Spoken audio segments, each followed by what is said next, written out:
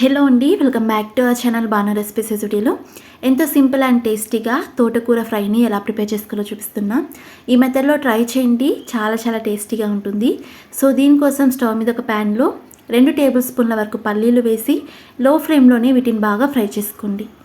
పల్లీలు బాగా ఫ్రై అయిన తర్వాత ఇందులోకి 7-8 వరకు ఎండుమిర్చి, 1 టీ స్పూన్ ధనియాలు, 2 టేబుల్ స్పూన్ల వరకు నువ్వులు వేసి వీటన్నిటిని లో ఫ్లేమ్లో బాగా ఫ్రై చేసుకోండి.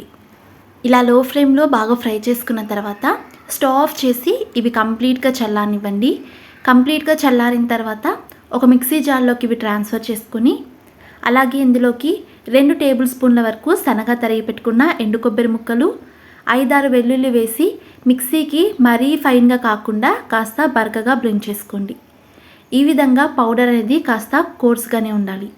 ఇలా బ్లెండ్ చేసుకున్న పౌడర్ని పక్కనుంచుకొని ఇప్పుడు స్టవ్ మీద ఒక కడాయిలో 2 టేబుల్ స్పూన్ల వరకు ఆయిల్ వేసి ఆయిల్ కాస్త హీట్ అయిన తర్వాత 1 టేబుల్ స్పూన్ వరకు పోపు దినుసులు, ఆవాలు, జీలకర్ర, మినపప్పు, శనగపప్పును కలిపి 1 టేబుల్ స్పూన్ వరకు వేసి అలాగే ఒక ఎండుమిర్చిని వేసి ఇవి చిటపటలాడిన తర్వాత సన్నగా తరిగి పెట్టుకున్న ఒక మీడియం సైజు ఉల్లిపాయ తరుగు, 3-4 పచ్చిమిర్చి తరుగు వేసి ఈ ఆనియన్స్ అనేవి పచ్చివాసన పోయే వరకు ఫ్రై చేసుకోండి.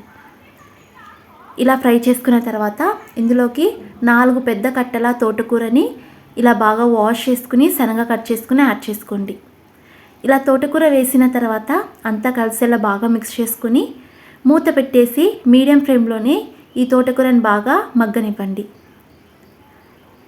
ఈ తోటకూర సగం వరకు బాగా మగ్గిన తర్వాత మూత తెరిచి ఇందులోకి 1/2 టీ స్పూన్ వరకు పసుపు, అలానే మీ రుచికి సరిపడా ఉప్పును వేసుకుని ఒకసారి అంతా కలిసేలా మిక్స్ చేసుకోండి. ఇలా మిక్స్ చేసుకున్న తర్వాత మూత పెట్టేసి మీడియం ఫ్లేమ్లో మాత్రమే తోటకూరని కంప్లీట్గా మగ్గనివ్వండి. ఇలా తోటకూర కంప్లీట్గా మగ్గిన తర్వాత మూత తెరిచి మనం ప్రిపేర్ చేసుకున్న పౌడర్ని సరిపడినంత వేసుకోండి. ఇక్కడైతే నేను 3 టేబుల్ స్పూన్ల వరకు పౌడర్ని వేస్తున్నా. ఇలా తోటకూరకు సరిపడినంత పొడిని వేసుకుని మిగిలిన పొడిని ఒక 8 కంటైనర్లో స్టోర్ చేసుకుని నెక్స్ట్ టైంకి యూజ్ చేసుకోవచ్చు. ఇలా సరిపడినంత వేసుకుని ఒకసారి అంతా కలిసేలా మిక్స్ చేసుకున్న తర్వాత మూత పెట్టేసి లో ఫ్లేమ్లో ఒక 1 మినిట్ పాటు కుక్ చేసుకోండి. 1 మినిట్ పాటు కుక్ చేసుకున్న తర్వాత స్టవ్ ఆఫ్ చేసి హాట్గా రైస్లో సైడ్ డిష్గా అయినా లేక రోటీ, చపాతీ ఇలా ఇందులోకైనా సర్వ్ చేసుకోండి. చాలా టేస్టీగా ఉంటుంది. అలానే వీడియో నచ్చితే వీడియోని లైక్ చేసి మరిన్ని టేస్టీ అండ్ హెల్తీ రెసిపీస్ కోసం మన ఛానల్ని సబ్స్క్రైబ్ చేసుకుని పక్కన బెల్ ఐకాన్ కూడా హిట్ చేయండి. సో నేను పోస్ట్ ప్రతి వీడియోకి నోటిఫికేషన్ వస్తుంది. And thanks for watching.